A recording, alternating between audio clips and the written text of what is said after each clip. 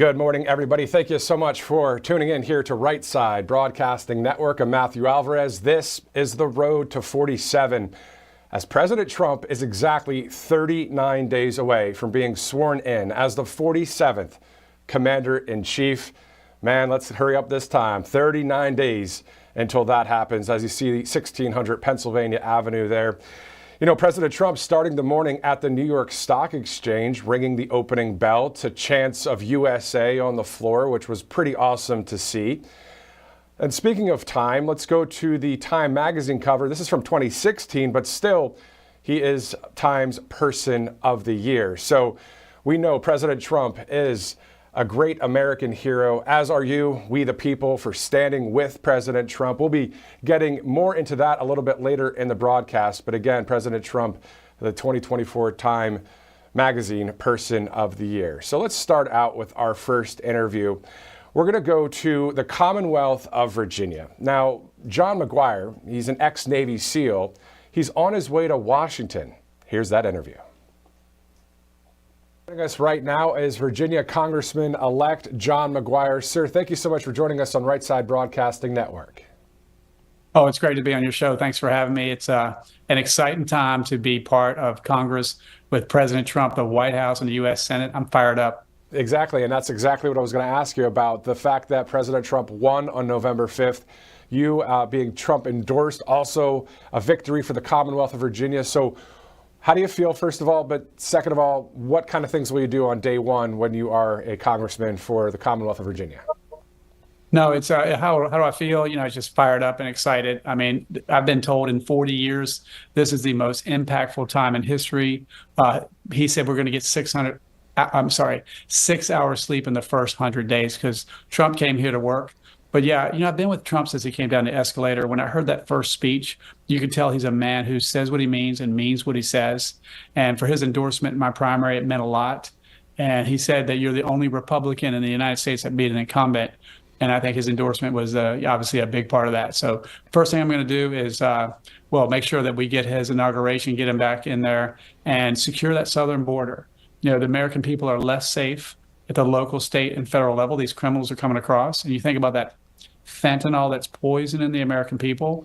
It's an overdose epidemic. And sadly, more Americans die every year from fentanyl than died in the Vietnam War. And so human trafficking, get this economy under control, end those foreign wars. America first is what I'm all about as well. And also making the military great again. You serving in the Navy as a Navy SEAL for a decade. Thank you again for your service. I mean, your thoughts about President Trump with that, too. I mean, do you remember seeing those videos at the rallies where he'd show the contrast of what the military is like now in the leadership positions versus really the grittiness of what it takes to be in the military? Yeah, you know, we need alpha males, alpha females in our military. It should not be a science experiment. And, our military should be the best in the world. We need to make sure they're trained properly and they have the right equipment. And, recruiting numbers are down because they put all this woke stuff in the military. And he's not even sworn in yet. And you can see major corporations around the country are starting to back off of these DEI ideas, which to me, DEI stands for didn't earn it. And we should have a meritocracy. You need the Navy SEALs, Green Berets, pararescue, other special ops guys. We are the tip of the spear of American foreign policy overseas, and we are meant to bring lethal force to our enemies to protect the American people and our interest. And the idea of promoting drag queens and putting boys in girls' bathrooms in sports and things like that is not what we need to protect this nation. Exactly. So we see a lot of promises to the American people. We know President Trump is a common sense leader, the people's president. And then you, sir, speaking of the Navy, this weekend, and speaking of the president-elect, the Army-Navy game in, I believe it's Landover, Maryland.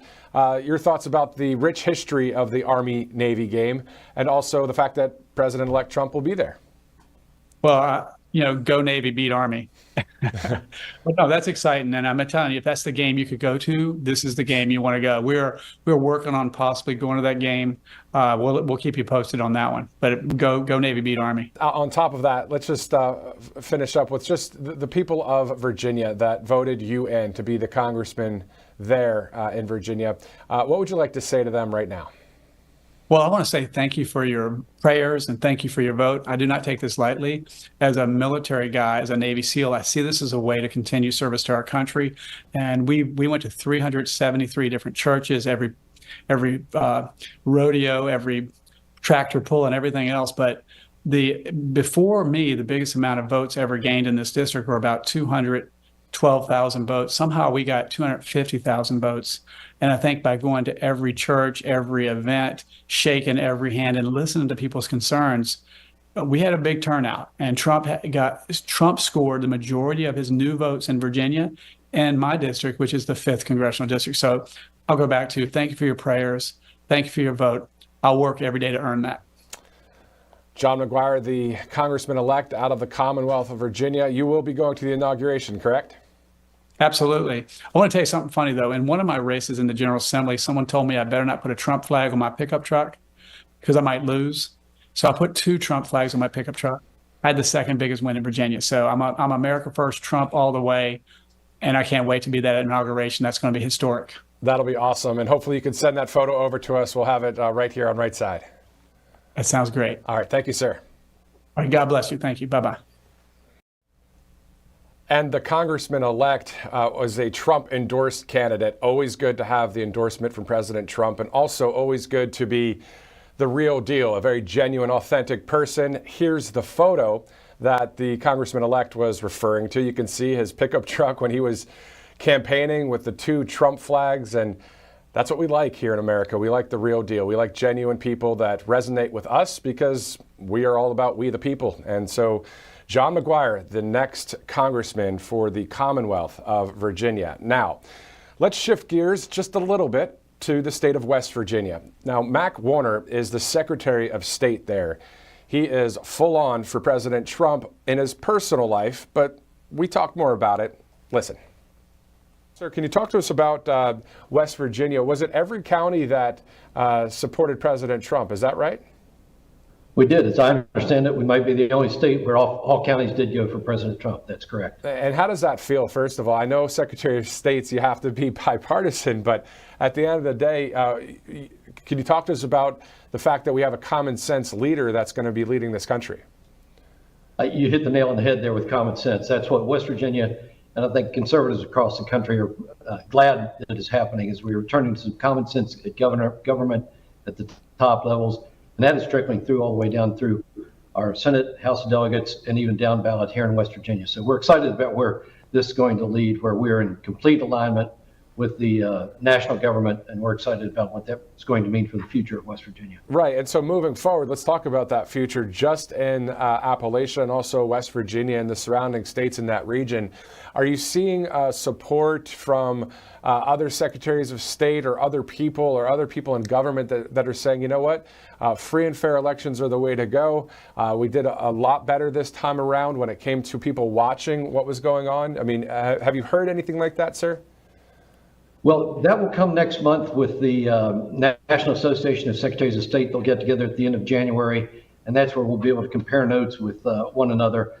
But I can tell you, I think we all had breathed a sigh of relief. That comment of too big to rig may have been true, but I think that goes with a couple of other factors that made this election what I think may have been the most secure election ever, as opposed to what happened in 2020. And especially what you mentioned there a little bit, the election integrity networks that formed from a grassroots level across the United States. And so during this 2024 election, people knew that these folks were watching. They had positioned themselves at the polls. We didn't see the effort to cover up the windows like we saw in the 2020 election. The truckloads of ballots, if they came this time, they knew they couldn't bring those boxes in the middle of the night. We'd be standing up all night to watch that.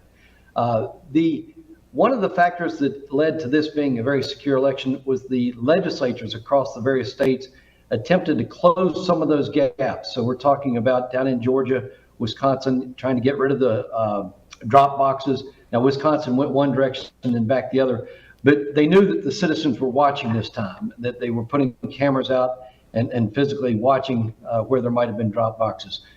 Close the gaps on some voter ID. I know in Georgia, they went that direction, as opposed to what everyone was saying, oh, that'll suppress the ballots and so forth. That was in fact, the opposite. People want to show their ID. They want to have integrity in the election. So when we talk election integrity, we're talking a free, fair election, but also accuracy and verifiable during the auditing process. That all leads to confidence in the elections, and that's what we as chief elections officers want, is the people to have faith in the elections. Exactly. So regardless of the winner of an election, you, sir, obviously as a Secretary of State, you simply want a free and fair election, obviously, correct? That's when we step on the courthouse or the state house grounds, the politics goes away. Our job, as in each of our 55 counties, those clerks, when they step on the courthouses, the politics goes away, and we simply want to run a free, fair election, make it easy to vote and hard to cheat.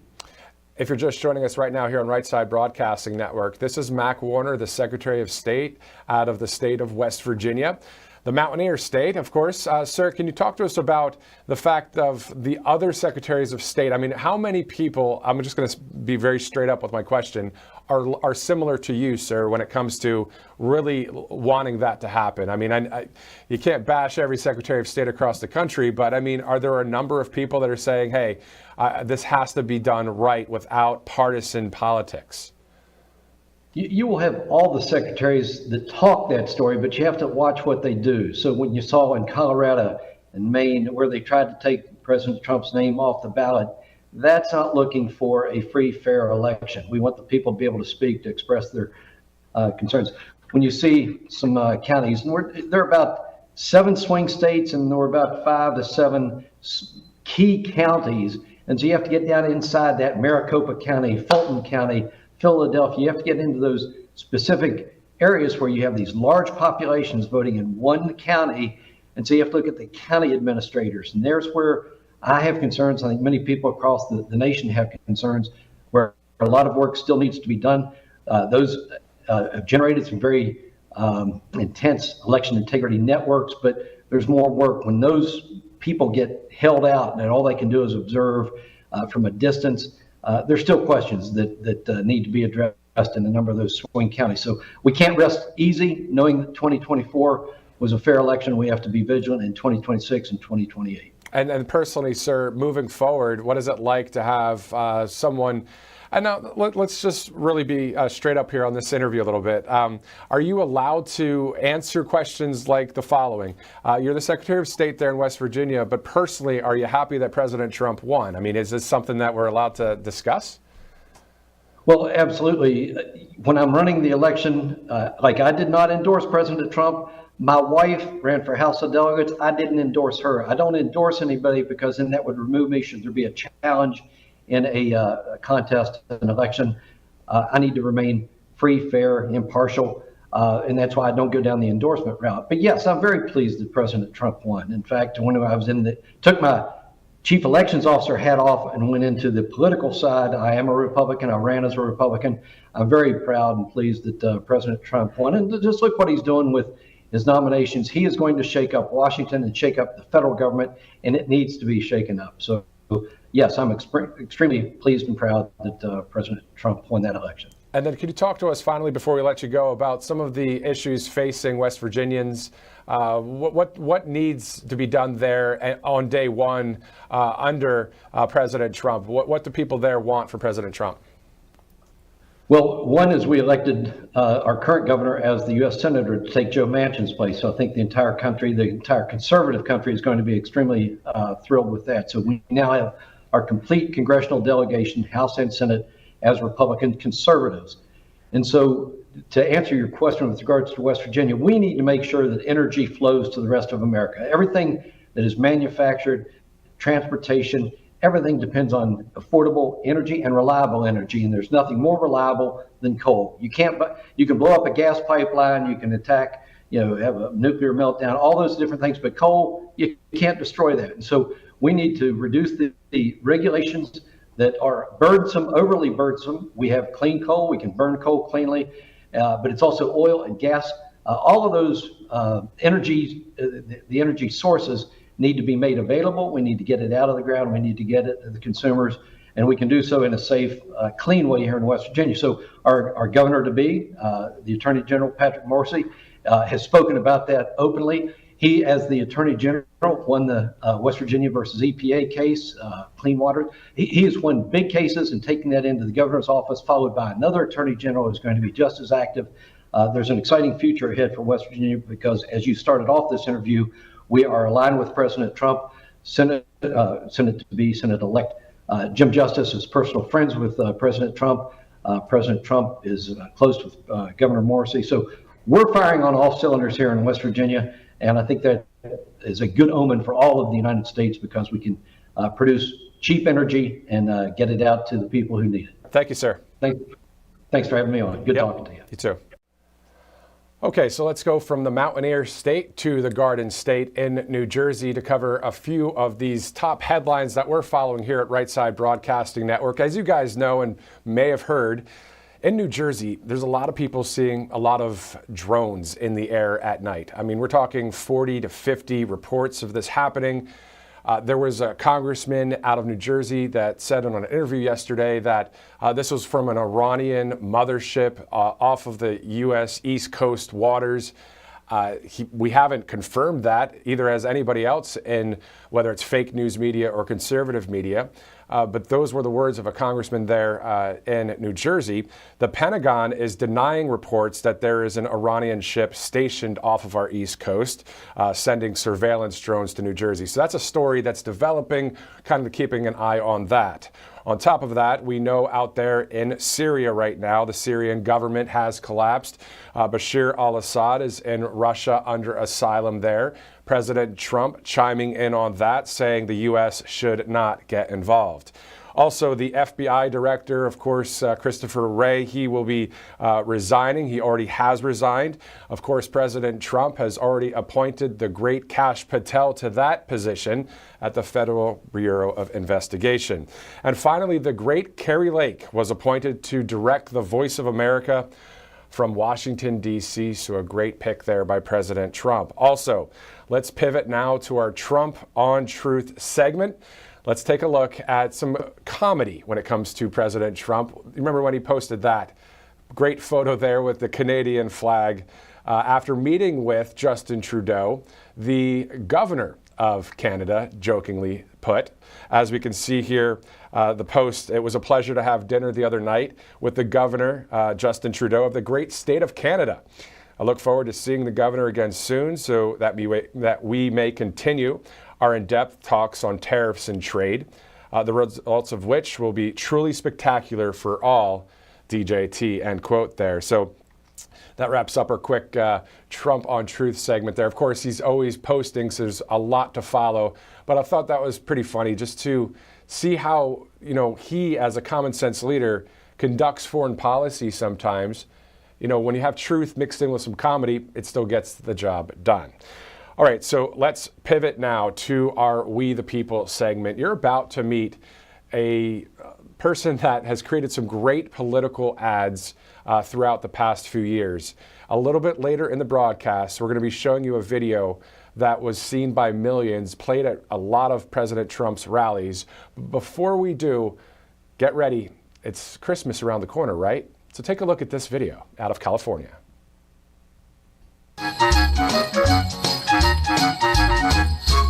Gavin, the governor, is a selfish, soulless dude with his gelled back hair and a creepy smile and a brain without a clue. Gavin, the governor, is a great leader, they say, but he's full of crap and the voters know he's a hypocrite all day. He tells us to stay home and off the beach on sunny days, and closes down small businesses except his winery. Oh, Gavin, the governor, never fails to contradict. He enforces rules, but we aren't the fools who enable tyranny. Gavin, the governor, he's corrupt beyond compare. He's elitist, pompous, a cheater too, and a multi-millionaire. Gavin, the governor, tells his people to obey, rambling here and there, but he doesn't care. He's got parties to attend. He dragged us down to poverty unity through lockdowns and mandates. And with his raspy, grating voice, we heard him holler, whether you like it or not. Gavin, the governor, he's got color charts galore. Without a green light, there's no end in sight. Make him be governor no more. Trumpety trump, trump, trumpety trump, trump, let's let Gavin go. Trumpety trump, trump, trumpety trump, trump, recall him below.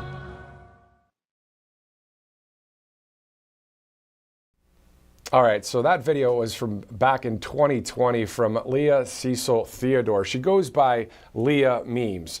Now, she created that video. She also created a video that is one of the best political ads that I've ever seen, and working with some of the correspondents and hosts here at Right Side, when we'd be at those rallies, there was a video that I played last week. I'm going to play it again because Leah's the one that created the following video. Check it out.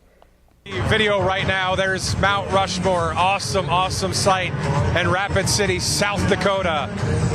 President Trump, this is one of the most powerful political ads that I've ever seen, showing the fake news. And of course, right there with all of the soldiers, with President Trump walking out. Awesome, powerful video. Obviously, looking at the border there, build the wall. We heard that chant earlier today outside of this arena. We are one movement, one people, one family, and one glorious nation under God. So with American pride swelling in our hearts and American courage stirring in our souls, I say these words to you tonight. We will make America powerful again. We will make America wealthy again. We will make America strong again. We will make America proud again. We will make America safe again. And we will make America great again. What an awesome moment.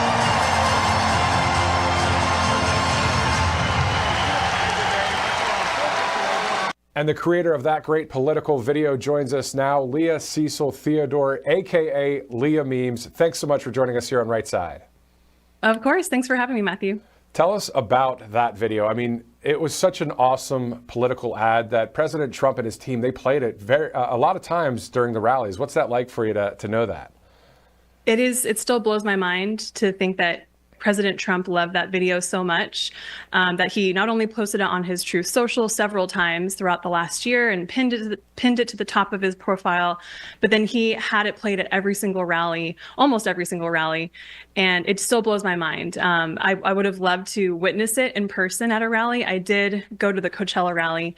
They didn't play it there just by chance, but it was just still mind-blowing and life-changing to see that he loved it so much. Okay, so when did you create the video? How'd you pick the song? Can you tell us about the song? Tell us about the fast images that you used. I mean, that must have been a lot of archive work too. Yeah, I mean, this video is actually really important to me because it represents a pretty significant time in my life. I was 3 days away from my due date of having my first child. So I was very pregnant. This was November 2022. And I was just making dinner one night, and this is kind of how it works with the Dilly Meme team and artists in general. You just kind of get these random moments of inspiration, and I call it inspiration from God, especially in this case. And I was just a regular mundane night, and I was making dinner, and it was like the scene from a movie where the camera zooms into the person's eye, and then you see a flash, and you see what their vision is, and then it just goes out and you see their face just kind of in awe. And that was me. I just kind of saw most of the video in my mind.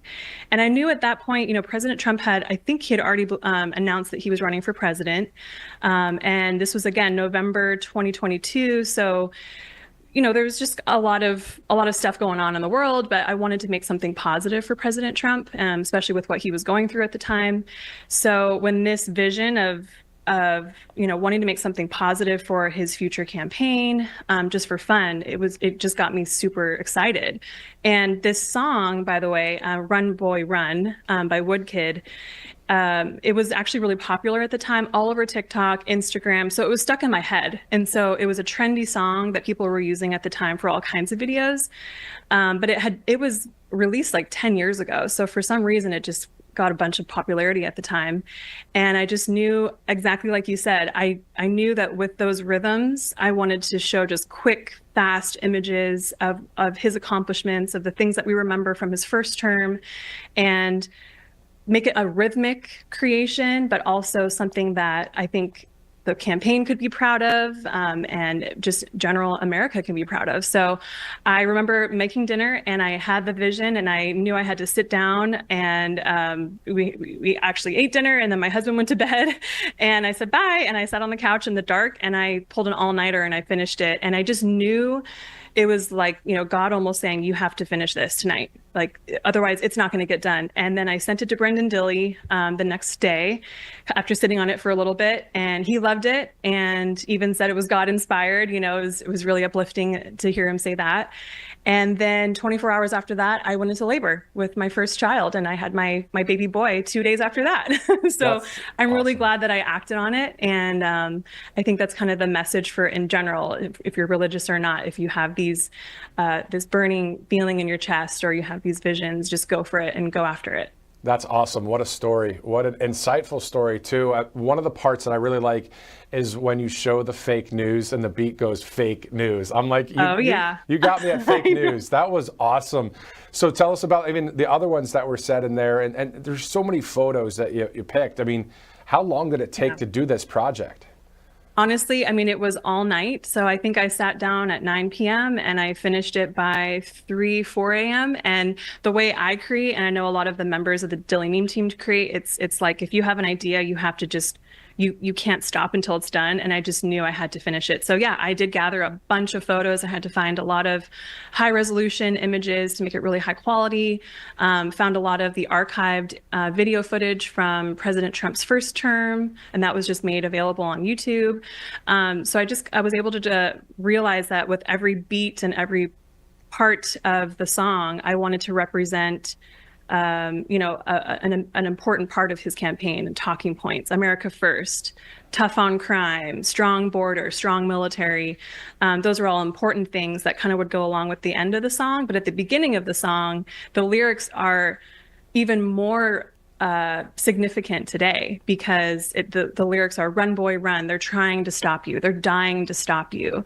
And at the time, it was kind of like, the song is about someone running away from the fear, running away from some kind of big monster that's trying to get you. The music video kind of illustrates that. But in President Trump's terms, he runs towards it. You run for president, you run for office. So the lyrics just totally, it just blew my mind. I realized, oh my gosh, this is so fitting for President Trump and his tenacity and his grit, and the fact that he never gives up and he runs towards the fear, he runs towards the conflict. So it's actually like a call to action from us Americans saying, run, boy, run, literally run for office. And so at the beginning, where it says they're trying to stop you, they're dying to stop you. That's when I knew I wanted to show fake news, the establishment, made those images look kind of high contrast, dreary, kind of scary, and then the heavens opening up, and almost like towards the end of the video, where I inserted his famous speech that he gave at one of his first rallies. So it all just came together. Did I make the video? Yes. Am I proud of it? Yes. But as a Christian, I do give credit to God in that moment. He just said, okay, you got to make this. And I just knew I had to do it. And I'm glad I did. That's awesome. And you're using those natural gifts that God gave you, and then, having the power of God with you to make that video. Millions and millions of people have seen it. The amount of crowds. I saw it in Atlanta, Georgia. I was working with Titus Ellis Smith. Oh, cool. I was working in Grand Rapids when I saw the video, and the crowd reaction was electric. It was like a goal was scored in a Game 7. I mean, it was very electric. So I don't know how you did it. I do know how you did it, but I mean, it's really that good. Finally, before I let you go, Leah, tell us about maybe your friend group or your husband, in the sense of what are their reactions? Do they say, wait a minute, that video, you made that? Or are they familiar with your talent? No, I mean, I grew up in the creative arts. I grew up doing advanced drawing, painting, and also music. I'm actually a professional harpist today here in California. So I've always been involved with creative arts and performing arts. And I think my parents always say that, when we were in heaven before coming down to earth, I kind of skipped in line a few times when God kind of gives us our talents and our abilities. They're like, Leah, you skipped in line a few times to grab a few of those little talents, because at 34 years old, my mom says I still keep them on their toes. So they're not surprised that I am making all of this content, and that I've been able to find an amazing group of other artists that are from all over the country and collaborate with them. And I'm just one of 25. I'm very honored to be in this group, and I'm just blown away by the variety of talent that I get to see on the daily. And they inspire me. So I have to give them credit too, that we were all trying to create content that's positive for the country, for our culture, and for President Trump. And ultimately, that's what happened. And I did have a thought like, oh, this would be kind of cool if they played it at the rallies. And then it happened. I mean, that was not something that I asked for. We didn't contact President Trump to see if he could play it. He just on his own accord did that. So it's still just an amazing honor to know that he loved it and that America loved it. It's just really cool when Americans come together to create something for fun, but also for the good of the country in the future. Exactly. Such an impactful work of art. Leah Cecil Theodore, aka Leah Memes, thank you so much for joining us here on Right Side Broadcasting Network. Thank you. And if you'd like to watch the video in full and get that full effect, I actually just retruthed it on my Truth Social account at Matthew Alvarez, if you'd like to check it out. But that video, man, it was awesome to hear all of the people in all of those arenas just really be inspired by that video. So let's go from one great patriot to another. Those of you familiar with Karli Bonne on social media, whether it's X or Truth Social or Getter, there's so many different platforms out there. But I don't know how this lady does it. She's able to get videos and photos and brings in comedy, and has been retruthed and reposted by President Trump and other well-known conservatives. I think she simply loves the country. Listen. Now is conservative social media extraordinaire Karli Bonne. Thanks so much for joining us, Karli. Thank you for having me, and it's so great to see you on here. You are such a blessing. You are too. I'm a big fan. Thank you so much. And we're on the same team. We are talking about the common sense leadership, the America First agenda, and the truth. And that's why I wanted to bring you on the show, Karli. I mean, you are on it all the time when it comes to social media platforms. Tell us, where does this passion come from? I've been doing this for quite a while, and it's metamorphosized. Like, I started just like holding the phone and laughing at people on the television, and I've gotten more, I guess, neater with just like getting the clips and putting them out there for everyone to share and get the news out, because we have to counter the lies. And that's basically why I started it, because first it was just laughing at these people. Like I would always say, keep laughing at them. It's like holy water on a demon. But you can just laugh so much. We have to constantly counter their false, fake news narrative. And that's what I try to do by putting the clips out there. Exactly. You are the rapid response guru for the conservative media. There are so many out there doing a great job as well. But, Karli, I mean, President Trump has retruthed your work. Other conservative, well-known figures. That must feel good to be a part of the messaging around truth, to let people know, hey, this is actually what's going on, not that. Exactly, and that's why I do it. It's a labor of love, and I'm also helping out other people that want to have their clips done for their shows, and it has to be done. This is how we this is how Trump won. By, getting the younger vote over on TikTok. The Trump team used TikTok and got the younger voters. We have to use everything possible.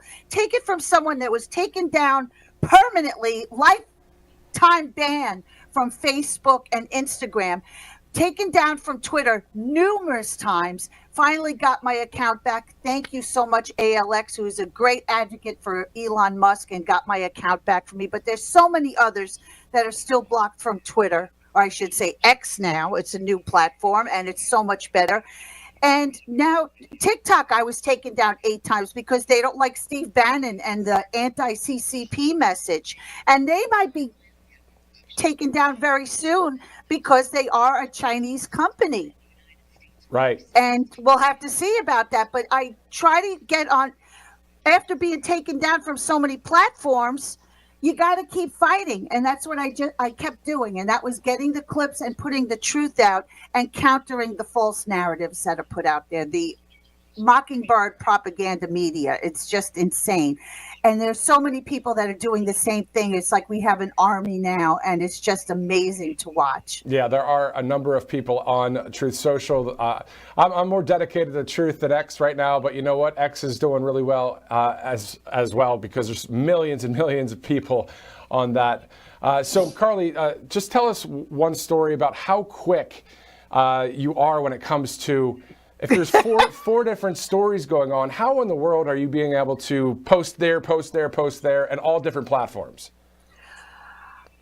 Like I've told, there's no great secret to what I do. I have now I'm down to only 2 phones, and I have the feeds going of a couple channels. And when I hear something that I think is newsworthy and needs to get out there, I screenshot it. I take it to my Telegram channel where you can block out the video and adjust it and clip it. That's my home base. That's where that work happens. And because that is so fast, instead of doing it on the phone itself and clipping the video, which takes time to upload, and then, it kills a lot of time. Once I get it on Telegram, then I just download it and I put it on all the other platforms. So there's always a few things going on. I want to get my 3rd phone working again, but it is so old and has to be replaced. So basically, that's the only phone people can call me and text me on, that I won't freak out that they're interrupting me ripping a video. But the other thing, Karli, to that point is, not only are you informing a lot of people across a lot of platforms at once, you bring in that comedy and that humor, which a lot of people laugh at as well. That you have to keep laughing. You have to. These people are crazy. They're crazy, and they've been exposed. And that's what we have to do. We have to keep exposing them for the liars that they are. We're all doing this now, which is amazing. And also you have the great memers out there, and it's just, we've taken it over, where they owned Twitter. Now they have that sky blue, which is what the old Twitter used to be. It was like a pedophile paradise. And they're putting up videos of guns being pointed at Elon Musk and at Donald Trump, and it's okay. It doesn't get taken down over there. The MAPS, minor attracted persons, they're having a field day over there. And you see all these left-wing nutbags have moved over there, have left X, and they're all happy to be there. And it's the old Twitter. Once Elon Musk bought Twitter, and President Trump and Devin Nunes, they got Truth Social. We had other platforms to work on. They didn't have a prayer. They tried to suppress us. They took Trump off of every platform and tried to silence everybody, but they can't anymore. And that's why we're winning. That's right. And it's awesome to have you on Truth Social and on social platforms out there, and right here on Right Side Broadcasting Network, the great Karli Bonne, doing an awesome job to keep the narrative on the right side of history. Karli, thank you so much for joining us. Thank you for having me. God bless everybody. Merry Christmas. You too. Joining us now is nationally syndicated conservative cartoonist AF Branco. Sir, thank you so much for joining us on Right Side. Nice to be here. Thanks for having me. Definitely. Talk to us about November 5th. I know it was still last month, but still, your reaction to the great win by President Trump. I think it's awesome. I think it's awesome. The media has turned him into a folk hero. They're calling it an anomaly, but it isn't. It's the people speaking out against the last 4 years of Biden disaster, pretty much. And how fun is it for you to be able to put that down into a political cartoon, get people to repost, retruth? It's actually a lot more fun to be on this side of it than the other side of it, because I felt like I was trying to push a point so that we could get him elected, and now we can sit back and really focus on these evil leftists that are trying to take over the country. Exactly. And then it looks like when you have truth mixed in with some comedy to share the truth, it's a great way to do it. I mean, President Trump during his speeches would share truth and then within a comedic way sometimes as well. And then you get that opportunity every day. So that must be awesome. Absolutely. That's the whole point of cartoons, is to present a point and send it home with some humor, because everybody has a little bit of humor in them. And when they see it, they take the point and then they accept it a little bit better. And with a cartoon, you can only afford, really, in that square little box, make only one point and try to strengthen it and sharpen it. Exactly. So let's talk about some of your cartoons that you've recently released. The Pete Hegseth one. Let's talk about that one. I mean, we remember Justice Kavanaugh and what he went through, right?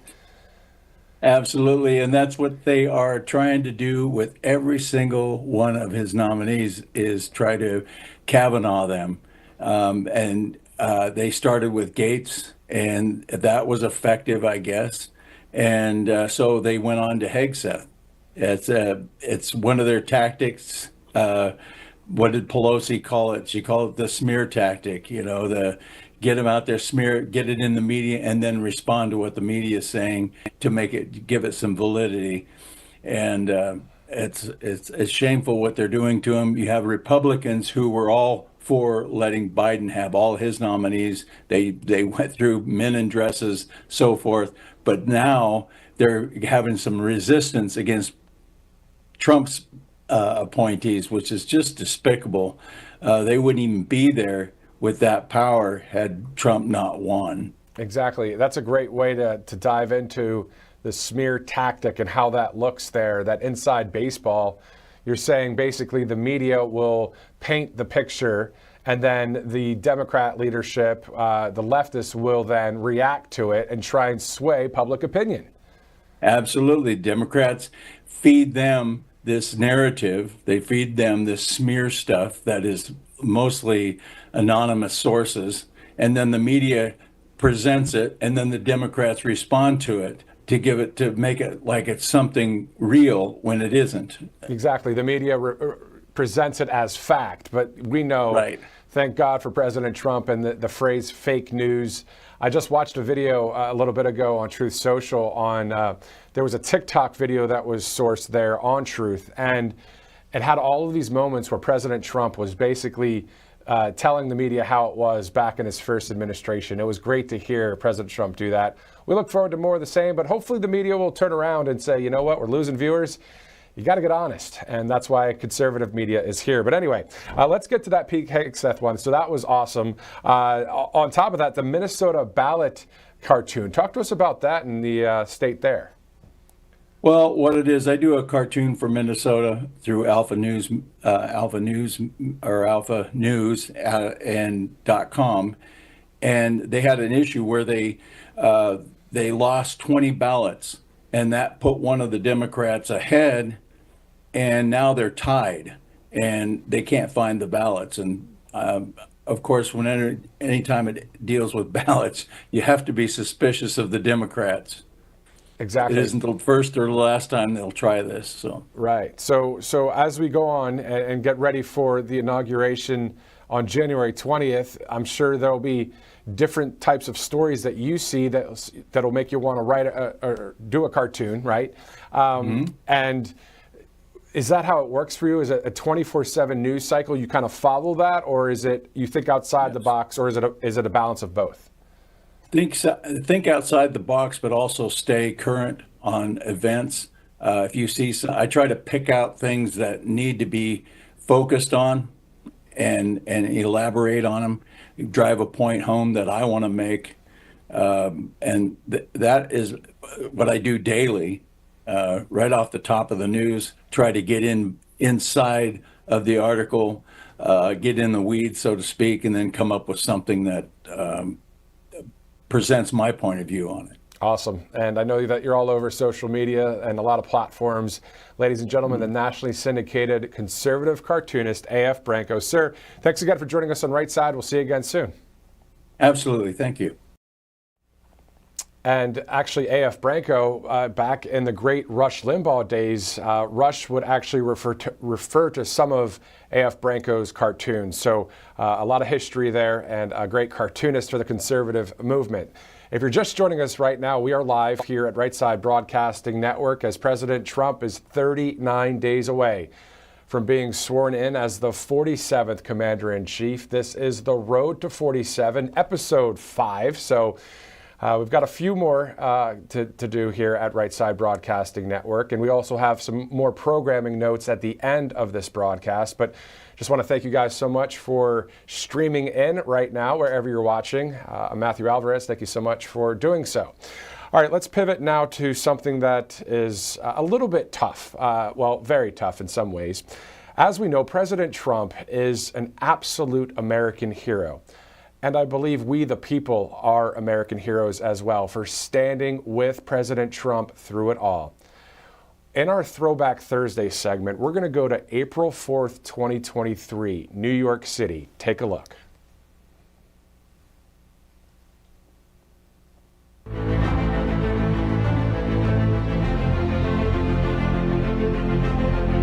Let's go, Trump 2024, baby. 2024, Trump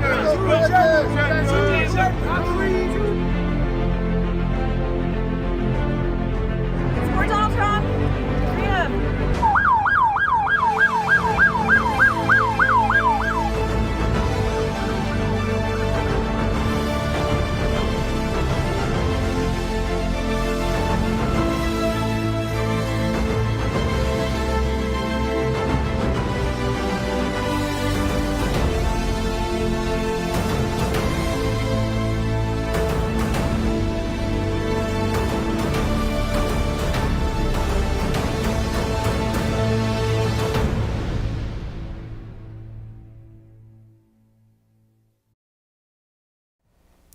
So we, the people, not thinking twice at the beginning of lawfare. Of course, President Trump overcoming all of that because it was all fake anyway. But that photo there was from Trump Tower, and it was just great to meet a lot of people there that, of course, were supporting and still are supporting our 47th Commander-in-Chief in 39 days from now. So that was quite the trip there, April 4th, 2023. All right, as for President Trump's schedule, Saturday, the Army-Navy game in Landover, Maryland. So this game is going to be played at the Washington Commanders Field, and President-elect Donald Trump will be in attendance for that great Army-Navy game. So we look forward to seeing him there. Of course, he was in New York this morning at the New York Stock Exchange and has quite the schedule, even while he's picking all of the cabinet picks and the administrative appointments, which pretty much at this point, all of the major cabinet positions are taken. And as President Trump appointed a number of great patriots.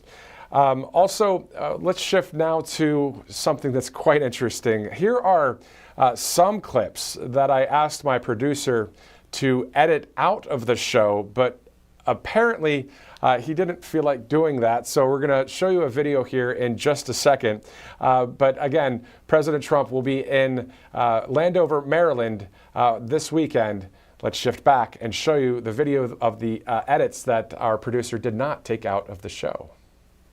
The man, the myth, and the legend. The man, the myth. That's my Big Daddy right there. Come on Big now. Daddy Trump. I love Big Daddy Trump. Preach, Karli. I do a Trump dance. George I love Strait. that. George Strait the other day, country singer. I know. That was great. And, it's you gotta. It's the towel. It's, people are doing it. No. Oh, yeah. It starts like this, and he's got a roll. And I do the old one where he did the elbow and the clap, clap. And, that was the original one. He's now he's got the golf swing. He just keeps adding to it. So it's like, I'm always on the Trump dance watch. I'm the first one with the dance videos after a rally. Always. That's I add awesome. the sparkles and different colors. I make it like a disco. That's my thing. All right, Karli, let's do the dance together. Go.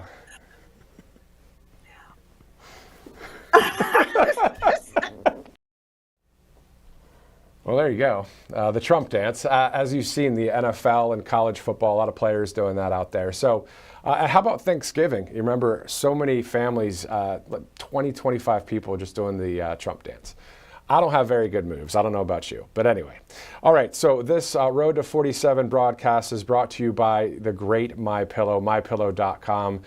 Thank God for people like Mike Lindell, who are great patriots in this country. So if you're looking for any last minute kind of Christmas gifts, in the sense of we still have a little bit of time, go to mypillow.com and use the RSBN promo code for quite the percentage and discount off. At last check, again, there are more than 2,000 products at MyPillow, some awesome products there. So go to mypillow.com, use the promo code RSBN. Also, if you'd like to donate to Right Side Broadcasting Network, all you have to do is text RSBN to 801-801. So just RSBN to 801-801. All right, so you can stay up to date on America First News with Right Side Broadcasting Network, whether that's our website, rsbnetwork.com, or on Truth Social, on X, or right here live in the studio. Speaking of that, the newsletter as well, I'm told, if you go to rsbnetwork.com/newsletter, you can also receive a newsletter in your email inbox. But also, the programming note coming up for the live coverage here in the studio is this weekend, the New York Young Republicans Club will have a gala in New York City. Coverage starts at 6 p.m. Eastern.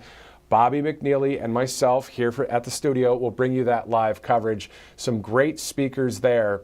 We'll have some more programming notes for you here in the near future. But I do believe, I think next week we will be having this show on the 18th. Wednesday the 18th will be our next Road to 47 show, as we are gearing up for some great coverage on the 19th through the 22nd in Phoenix, Arizona for AmFest.